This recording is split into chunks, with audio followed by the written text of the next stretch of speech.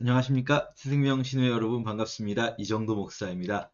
오늘도 저희가 토라와 하나님 나라, 하나님의 율법을 같이 살펴볼 텐데요.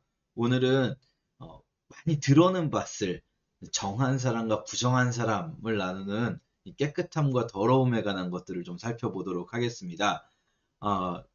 이거 말이 좀 나쁘죠, 사실. 사람한테 더럽다 그러면 기분 나쁘잖아요, 그쵸? 근데 성경에 분명히 부정하다 이렇게 나온단 말이죠. 자, 그럼 저희가 이것을 어떻게 해석해야 될 것인가? 이 부분이 이제 주로 레위기 11장에서 16장까지 있습니다. 레위기 11장에는 부정한 음식들이 나오고요.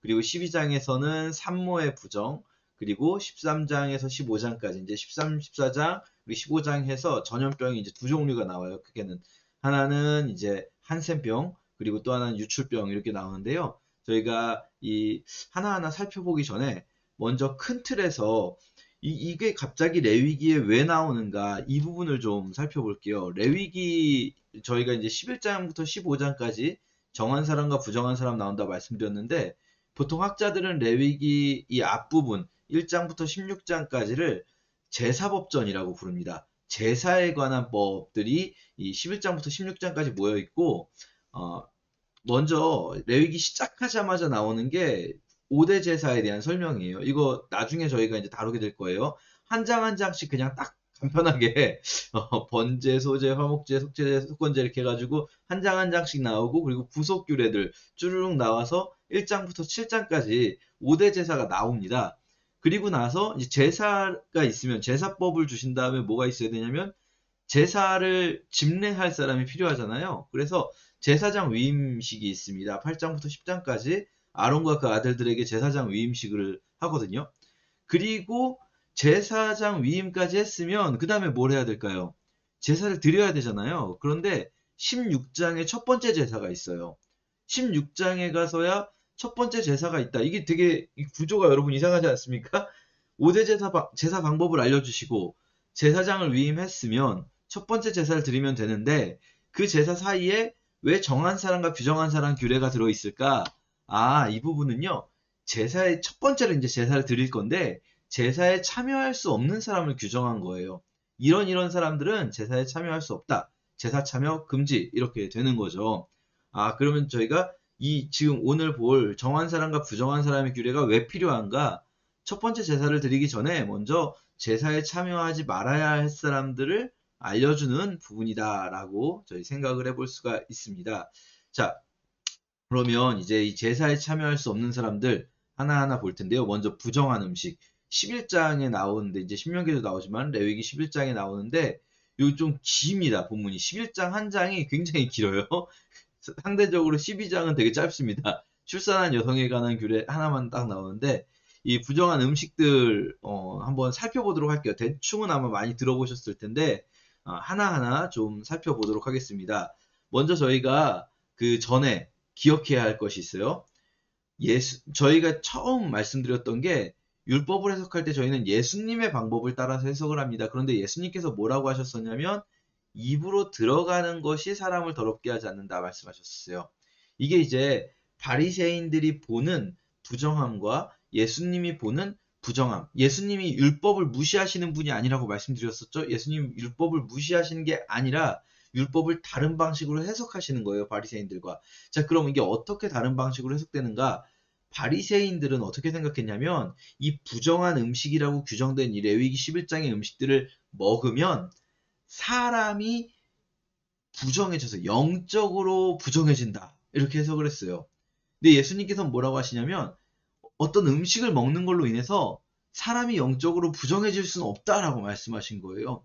자, 그러면 이 영적으로 부정해지고 아니고가 아니라면 예수님은 도대체 레위기 11장을 어떻게 해석하신 것일까?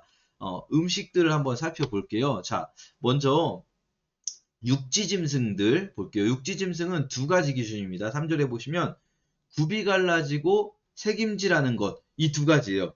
굽이 갈라져 있어야 되고 색임질을 해야 돼요. 자, 이게 육지짐승입니다. 물에 있는 물짐승들은요.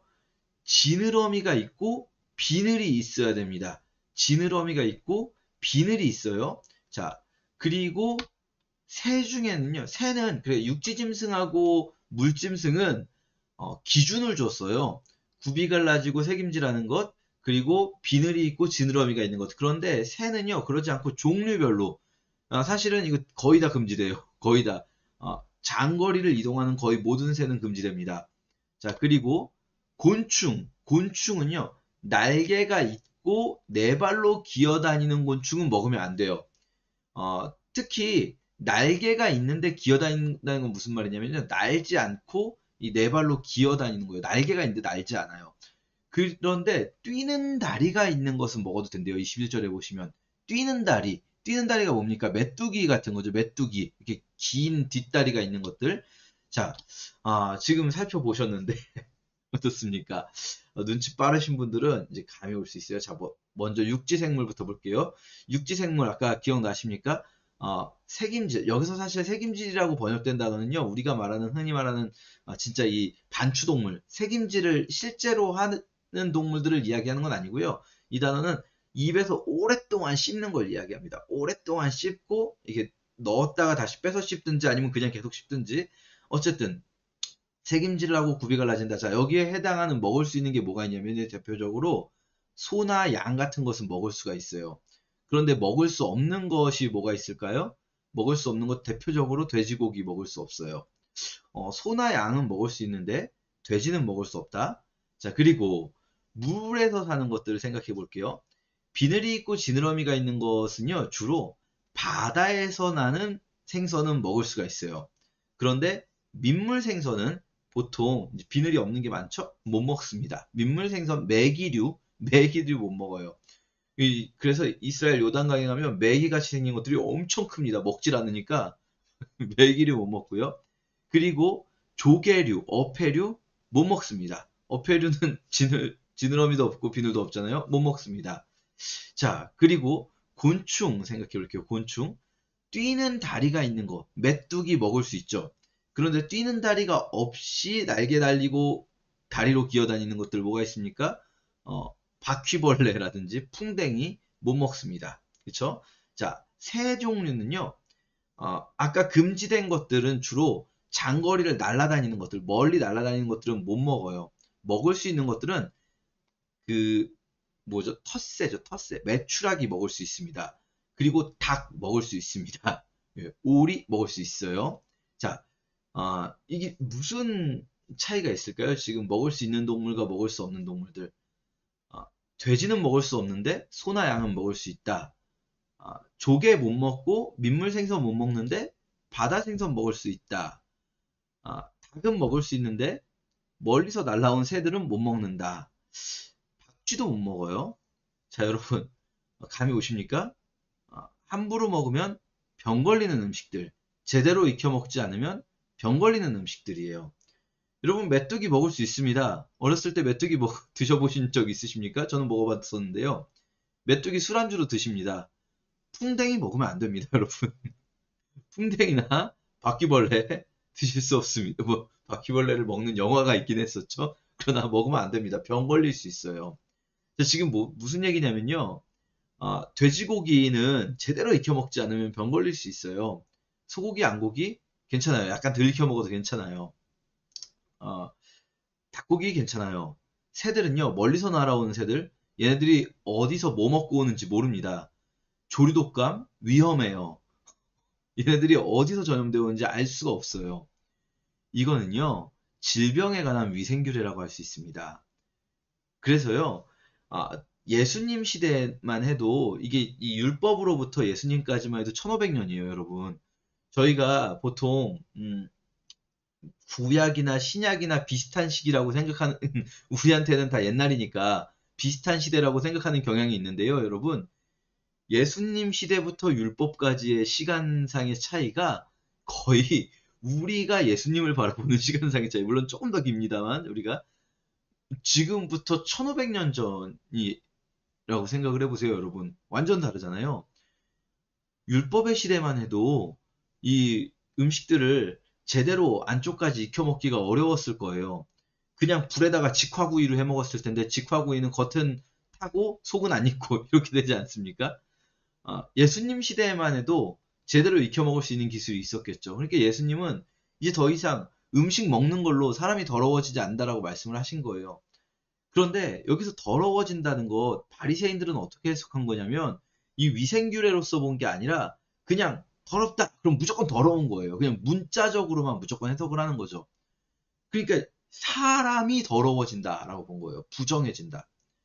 근데요, 여러분, 사실 이 지금 레위기 11장의 위생규례를 잘 보시면요. 이 음식규례를 잘 보시면 음식규례가 있는 이유는 뭐냐면 첫째는 먹지 말라는 거예요. 먹지 말라. 부정한 음식이니까 먹지 말라. 자, 그리고 또 뭐가 있냐면 이 짐승의 이 부정한 짐승의 시체를 만지지 말고요. 그리고 이 시체가 닿은 어떤 옷이나 또는 식기구들은 부정해진다는 거예요. 자, 그러면 부정해지면 만약에 우리가 이 부정을 인간 자체가 영적으로 더러워졌다라고 해석한다면 그리고 그 사람이 다시 회복되려면 어떤 일을 해야 될까요? 뭐 제사를 지내거나 막 이래야 될 것 같잖아요. 아니면 그 사람이 뭐 회복되려면 막 기도를 하든지. 근데 자 보세요.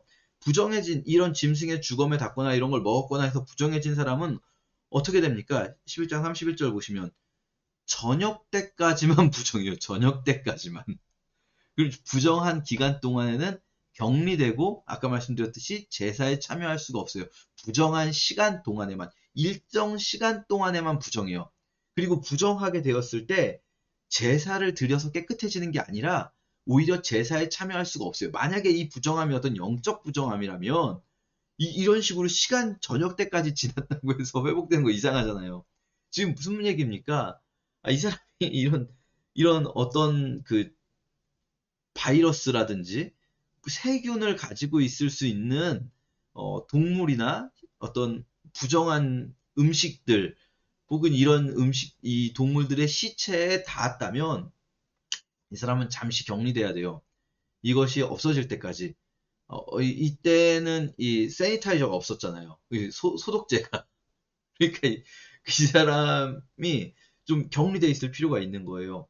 그리고 이 부정한 동물들의 닿은 옷이나 그런 것들은 어떻게 합니까? 어떻게 하라고요? 32절 보시면 부정하게 된 것은 물에 담가두었다가 저녁이 지나면 깨끗해집니다. 저녁 때까지 물에 담가두라는 거예요. 뭡니까? 빠르라는 거예요. 빠르라는 거. 이때 만약에 세제가 있었으면 아마 세제를 써서 빠르라고 했을 것 같아요. 세제를 써서. 근데 이때 세제가 없잖아요. 이때는. 그러니까 흐르는 물에 저녁 때까지 담가두는 것. 그게 이제 깨끗하게 하는 방법인 거예요. 지금 이 11장의 음식규례는요, 결코 어떤 사람의 영적 부정함을 이야기하고자 하는 것이 아니라, 이런 음식 말 그대로, 어, unclean하다는 거예요. unclean. 영어로 보시면 여러분, 저는 이거 한글 성경의 번역이 굉장히 안 좋다고 봅니다. 왜냐면 한글 성경의 번역인 부정이라는 말은 물론 맞아요. 부정, 깨끗하지 않다는 말이긴 한데, 뉘앙스가 단순히 깨끗하지 않음을 unclean을 의미하기보다는 사실 부정이라는 것, 우리 부정 탓다 이렇게 말하잖아요. 사실은 한글 성경을 번역하신 분들은 바리새인들과 비슷한 개념으로 좀 이 부정의 개념을 좀 이해하신 것 같아요. 영어 성경에 보시면 unclean이라고 되어 있습니다. 깨끗하지 않은 거예요, 그냥. 먹으면 안 되는 음식들인 겁니다. 먹으면 병 걸릴 수 있고, 그러니까 이 사람들은 특히 이게 그냥 질병의 문제가 아니라 세균이나 바이러스로 인한 전염성의 위험이 있기 때문에 격리되는 거예요. 그리고 제사 참여가 금지되는 거죠. 부정한 음식 같은 경우는 사실 격리 기간이 짧아요. 그냥 저녁까지입니다. 그런데 12장에 이제 출산한 여성이 있어요. 출산한 여성 같은 경우는 길어요. 격리 기간이. 이건 사실 출산한 여성은 여기서는 언클린이라고 되어 있지만 이 여성이 언클린하다기보다는 여러분 산후조리 기간이라고 볼 수 있습니다. 이 여성이 언클린한 것들과 접촉했을 때 위험할 수 있는 거예요. 그렇기 때문에 이 여성은 성물을 만질 수도 없고 성소에 들어갈 수도 없고 이 여성은 제사 참여가 금지됩니다. 여러분 저희는 보통 아이를 출산을 했어도 예배만큼은 무조건 드려야 될 것 같지만 사실 출산한 여성을 보호하는 법이라고 할 수 있어요. 이거는 출산한 여성 좀 쉬어도 된다는 거예요. 제사 안 참여하고. 여러분 그렇지 않습니까? 이건 조금만 생각해 보면 알 수 있는 거거든요. 이런 법들. 자, 그리고 이제 13장에서 15장까지 전염병 아까 말씀드렸듯이 두 가지가 있는데 먼저 한센병과 유출병. 근데 이제 우리 성경에는 문둥병, 한센병이라고 이제 번역이 되어 있지만 사실 이 짜라트라는 단어는 문둥병은 아니에요. 정확히 말하면 한센병은 그 시대에는 이 이스라엘에 아직 없었던 것 같습니다. 한센병은 없고요. 다만 이 전염성 피부염입니다. 전염성 피부병인데 이 강력한 굉장히 위험한 병이었던 것 같아요. 어쨌든 이 전염성이 굉장히 강한 병입니다. 자, 어떤 특정한 질병이 아니라 그 질병들을 총칭하는 거죠. 자, 그러면 자 보세요. 어떤 그냥 일반적인 피부병도 있잖아요. 피부병도 있고 전염성 피부병도 있어요. 그런데 이게 이 사람이 피부병이 생겼어요. 일단 피부병에 걸린 것처럼 보이면 그 사람은 제사장에 갑니다. 사실 이때는 의사가 없었어요. 그러니까 제사장이 말하자면 당시에 가장 교육받고 이런 분야에 훈련받은 사람인 거예요. 마치 우리나라도 예전에 교육 수준이 낮았던 예전 뭐 일제시대 이럴 때는 시골 마을에서 목사님이 그나마 최고 고등교육을 받은 사람이잖아요. 그런 시기였던 거죠. 그때 자 보세요. 병든 부분에 털이 하얗게 됐고 우묵하게 들어갔으면 그게 이제 아까 말씀드린 짜라트예요. 그런데 그렇지 않으면 이렇게 종기나 부스름이나 얼룩은 있는데 털이 하얗게 되거나 우묵하게 들어가진 않았어요. 자, 그렇게 되었으면 어떻게 할까요? 그러니까 이 사람이 아예 짜라트에 걸렸다라고 확신하긴 애매할 때, 근데 뭔가 그렇게 발전될 가능성이 있을 때 어떻게 할까요? 7일 동안 격리합니다. 7일 동안 격리하고 7일 동안 격리 후에 어떻게 할까요? 다시 보는 거예요, 제사장이. 7일 후에 다시 봐요. 그래서 이게 만약에 또 여기서 7일 후에 우묵해지고 흰 털이 나면은 이 사람은 짜라트에 걸렸다 확진이 돼요. 그런데 여전히 아직 그런 현상은 없는데 여전히 부스럼이나 종기 같은 것이 있어요. 그럼 7일 더 있어요. 그런 다음에 7일 더 봤는데도 제사장이 다시 살펴봐서도 괜찮다. 우묵해지거나 흰털이 나지 않다. 그러면 그것은 그냥 뾰루지. 그것은 그냥 일반 종기다. 전염성이 아니다라고 판정되는 거예요. 자, 보세요, 여러분. 총 며칠 격리했죠, 지금? 처음 7일, 중간에 한번 점검하고 다시 7일. 총 14일 격리죠, 여러분. 14일 격리 어디서 많이 들어보지 않으셨습니까? 2주 격리, 2주. 여러분 사실 전염병에 대한 가장 원초적이면서도 근본 가장 직접적인 해법은요 격리예요, 격리. 그리고 대부분의 전염성 질환들은요 이미 이때부터 알고 있었어요. 14일 정도가 잠복기입니다. 14일이 지났는데도 그 병의 증상이 나타나지 않으면 이 사람은 전염병이 아니다라고 이제 되는 거죠. 그런데 24일 격리가 되기 전에 뭐 바로 확진이 되든 중간 7일에 확진이 되든 아니면 14일 후에 확진이 되든 확진이 된 사람들은 이제 어떻게 합니까? 자, 그럼 제사장이 부정하다고 선언해요. 확진자 판정을 하는 거예요. 확진자 판정. 언클린이에요, 이 사람은. 자, 그럼 언클린해진 사람은 어떻게 할까요? 위험한 피부병, 이 짜르트에 걸린 사람은 먼저 머리를 풀고 자신을 이제 표현해야 돼요. 나는 확진자입니다라고 표현하면서 윗입술을 가리고 부정하다 부정하다라고 소리쳐요. 확진자 알림 문자 보내는 거예요. 확진자 알림 문자 부정합니다. 저한테 가까이 오지 마세요 하는 거죠. 근데 여기서 재밌는 표현이 윗입술을 왜 가리고 할까요? 윗입술을 가리고 어떻게 하라는 말일까요? 윗입술 여기 자, 이 윗입술이라고 번역된 단어는요. 사실 이 코 아랫부분을 이야기해요. 코 아랫부분. 코 아랫부분을 가리라는 거예요. 코 아랫부분을 가리고 부정하다 부정하다 소리치라는 거거든요. 여기서 코 아랫부분을 어떻게 가릴까요?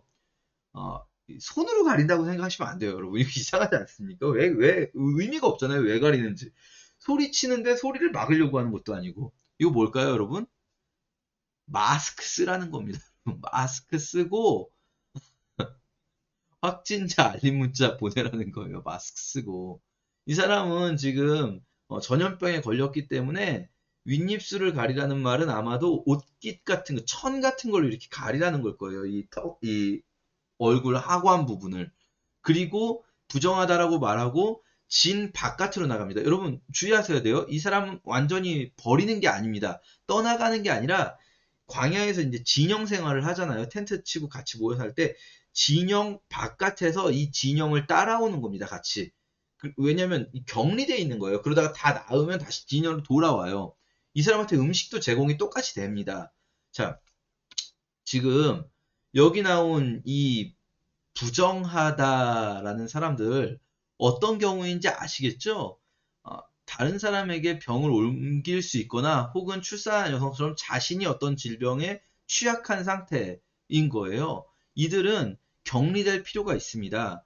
자, 이 격리가 근데 이게 되게 굉장히 자주 있었을 거예요. 그래서 저희가 재미있는 그 이스라엘 지역의 독특한 이스라엘 히브리인들의 독특한 생활 습관을 볼 수 있는 것 한 가지 제가 보여드릴게요. 저희가 이제 잠깐 제가 사진 먼저 보여드렸는데 이게 이스라엘의 독특한 가옥 구조예요. 무슨 말이냐면요.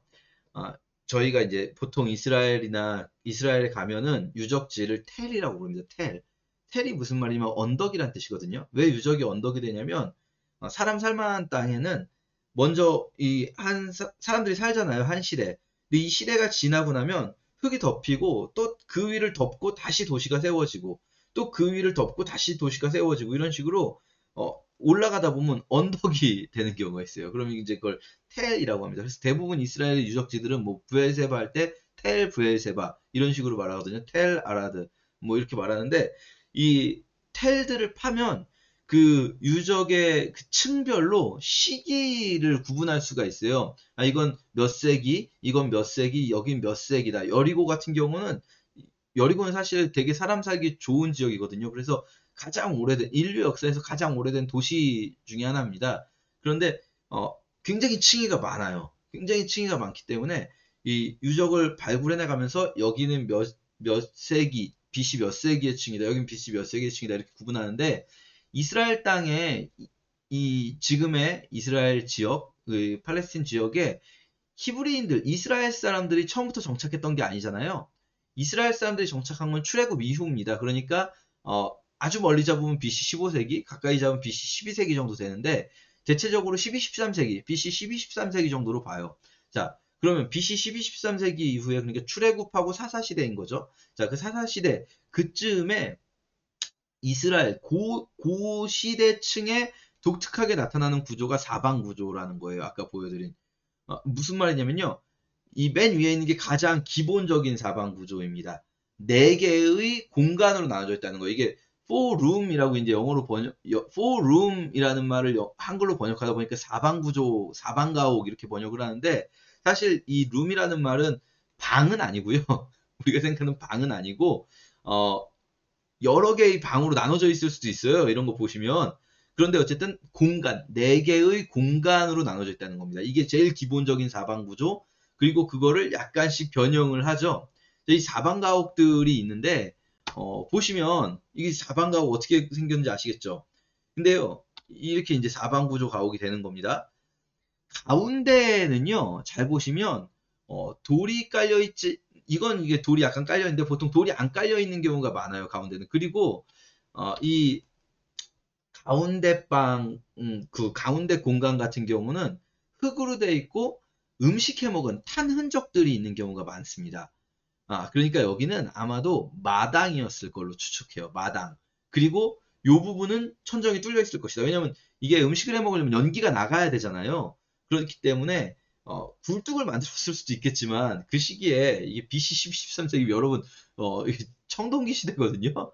청동기는 아니죠. 철기 시대인데 철기 시대인데 어쨌든 이 시기에 그 굴뚝을 만드는 것보다는 위를 그냥 뚫어버리는 게 더 편했을 거예요. 그러니까 아마도 들어가자마자 있는 가운데 거기는 막 이렇게 보면은 그 사람들이 음식 먹은 흔적들 그러니까 막 불에 탄 오랫동안 불을 한두 번 태웠다고 불에 탄 유적이 나오지 않아요? 오랫동안 이렇게 아궁이처럼 불을 태우고 그리고 거기에 무슨 동물 뼈 같은 것들이 묻혀 있어요. 그럼 이거 먹고 남은 뼈들 이제 음식물 쓰레기 처리했구나 이런 걸 알 수 있으니까 거기에 이제 주방 겸 마당이다 생각을 할 수 있는 거죠. 그리고 주방 겸 마당에서 방이 있습니다. 자, 이 사방 구조 가옥이 12, 13세기 층부터 그 이스라엘이 바벨론의 포로기로 잡혀가는 BC 5세기 요 시기까지 굉장히 오랜 시간 동안, 그러니까 이게 500년 이상 나타나거든요. 이게 한순간의 어떤 유행이 아니라 500년 이상 지속된 이스라엘의 가옥 구조예요. 이스라엘의 독특한 가옥 구조다. 자, 그럼 이스라엘 사람들이 정착하기 전에는 어떤 가옥 구조가 있었을까? 이게 이제 사실 원래 이스라엘이 정착하기 전의 가나안 지역에서 일반적으로 나타나는 가옥 구조예요. 이걸 보통은 이제 중앙마당식 구조라고 부릅니다. 이게 중앙마당이라는 말은 제가 그냥 번역했는데 센터 코트라고 영어로 해가지고 그냥 중앙마당이라고 제가 말을 붙여봤는데, 센터 코트 구조예요. 센터 코트 구조는 뭐냐면 아까 말씀드린 그 마당 역할 있죠. 그 흙바닥으로 돼 있고 돌 안 깔리고 흙바닥으로 돼 있고 음식한 흔적들이 있고, 그것이 가운데 있고 이게 둘러서 방들이 있는 거예요. 입구에 들어가면 방이 먼저 나오고, 그리고 가운데 중앙마당이 있죠. 이 중정식 구조, 우리 중정이라는 말 있잖아요. 이 중정식, 중앙정원식 구조라고 할 수도 있겠어요. 우리나라에도 이런 집들 예전에는 좀 있었습니다. 자, 중앙정원식 구조가 좋은 점은 뭐냐면요. 일단 가운데가 외부로부터 안전하게 보호된다는 측면도 있을 수가 있겠고요. 뭐 도둑을 막기 쉽다, 뭐 이런 측면도 있을 수 있겠죠. 뭐 여러 가지 이제 중앙 마당식 구조가 오랫동안 사용되어 왔어요. 그리고 이스라엘 이외의 레반트 지역에서는 대부분 중앙 마당 구조가 일반적입니다. 그럼 우리 이제 그런 생각을 해봐야죠. 왜 이스라엘은 사방 구조를 사용했을까? 이 사방 구조가 그냥 어떤 특정한 지역에서만 나타나는 게 아니라 이스라엘 전역에서 나타나게 돼요. 이스라엘 전역에서. 그리고 이게 그냥 개인적으로 지은 집들이 아니라 부에세바 같은 도시들은 계획 도시거든요. 집들이 다 사방 구조로 돼 있어요. 이 사방 구조가 도대체 뭘 의미할까? 왜 사방 구조일까? 이스라엘은 기존에 있는 거 놔두고. 자, 이 두 구조의 차이 뭘까요? 여러분, 생각해 보세요. 가운데는 이제 마당이에요, 마당. 사방 구조랑 중앙 마당 구조의 제일 큰 차이는 뭐냐면요. 어, 방들이 마당에서 직접 들어갈 수 있어요. 무슨 말이냐면 다른 방을 통하지 않고 출입이 가능해요. 중앙마당식 구조, 가나안에 있던 원래의 중앙마당식 구조는요, 어, 다른 방을 통과하지 않으면 출입이 불가능해요. 사람들의 동선이 겹친다는 이야기예요. 사방 구조는요, 동선이 안 겹치게 생활을 할 수가 있어요. 왜 이렇게 만들었을까요? 이스라엘은 격리해야 될 상황이 굉장히 많았거든요. 이래저래 무슨 뭐 문제 있으면 격리시켜야 되거든요, 사람을. 특히 여성들은 이제 월경을 할 때 격리를 합니다. 격리가 진짜 자주 있어야 되는 거거든요. 그러려면 집 자체가, 가옥 구조 자체가 격리에, 격리에 유리한 가옥 구조를 가져야만 해요.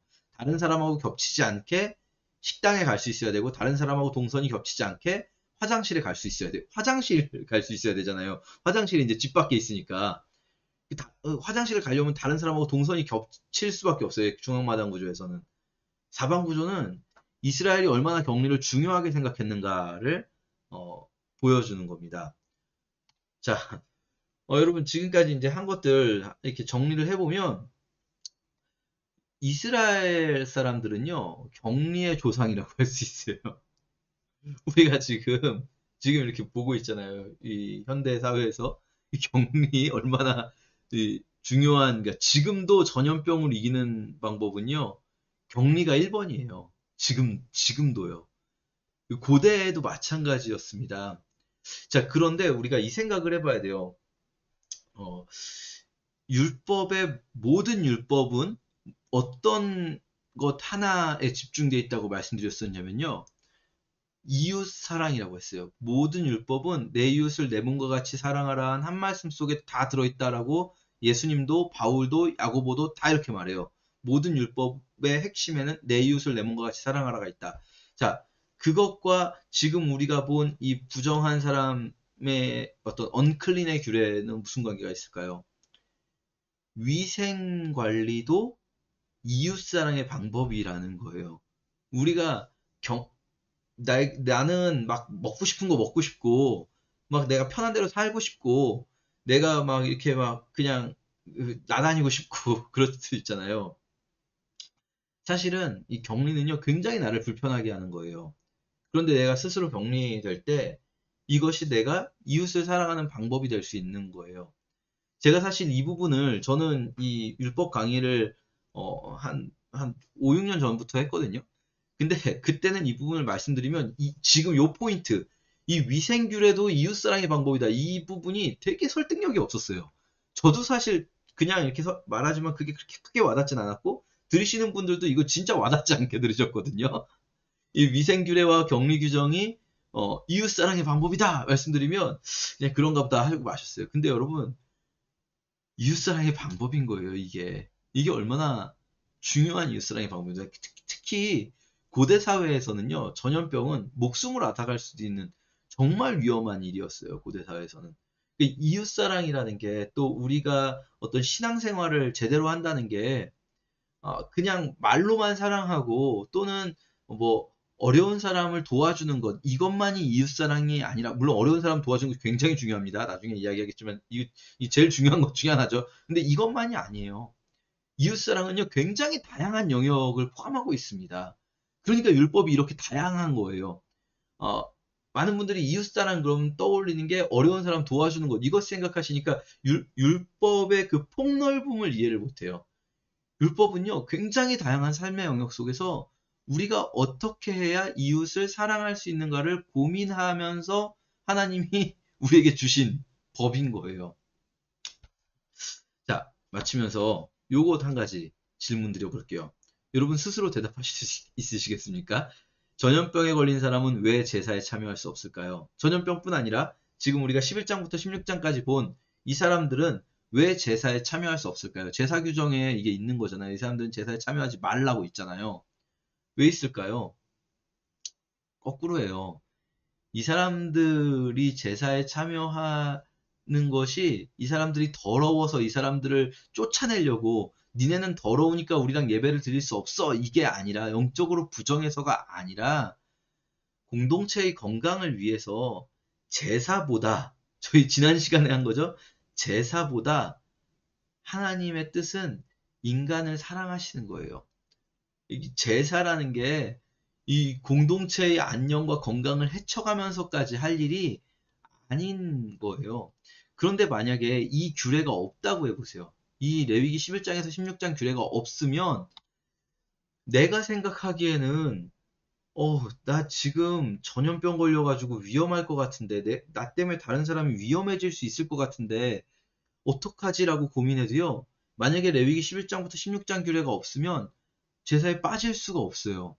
왜냐하면 제사에 참여하지 않는다는 것은 뭔가 하나님께 죄를 짓는 것이 되잖아요.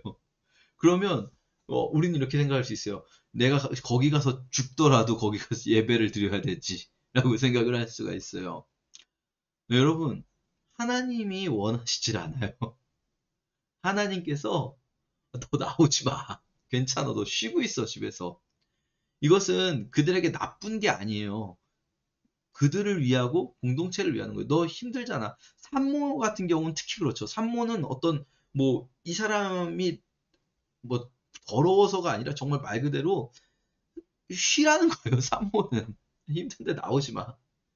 월경 중인 여성도 심지어 물론 저희가 이제 예배 참여하는 거랑 구약시대 제사 참여하는 거는 좀 많이 다르죠. 구약시대 제사 참여하는 것은 먼 거리를 이동해야 되고 왜냐면 지난 시간에 봤지만 제사처가 한 군데밖에 없기 때문에 먼 거리를 이동해야 되고 또 가서도 할 일이 많이 있기 때문에 좀 더 어려우니까 힘든 사람들은 쉬라는 거예요. 힘든 사람들은 그 나오지 말고 좀 쉬어. 괜찮아. 그렇다고 해서 하나님이 너와 함께 하시지 않는 것이 아니야. 네가 있는 그곳에서도 하나님은 너와 함께 계시니까. 하나님은 어디든 계신 분이시니까요. 저희가 이 구약의 하나님을 직접적으로 묘사하는 부분이 몇 군데 있는데요. 대표적으로 에스겔 1장의 거대한 환상입니다. 에스겔 1장에서 거대한 하나님의 보좌가 보여지거든요. 거기서 반복되는 표현이 있어요. 어디든 갈 수 있다. 하나님의 보좌는요, 어디든 갈 수 있어요. 하나님의 보좌는 내가 격리되어 있는 내 방에도 와 계실 수 있는 거거든요. 그러니까 너는 나랑 함께 하겠답시고 막 어디를 막 다니면서 위험한 일 만들지 말고 어, 공동체와 이웃들을 위해서 네가 할 수 있는 일을 해. 그것이 하나님의 뜻이다. 라는 것 기억하시면 좋겠습니다. 감사합니다.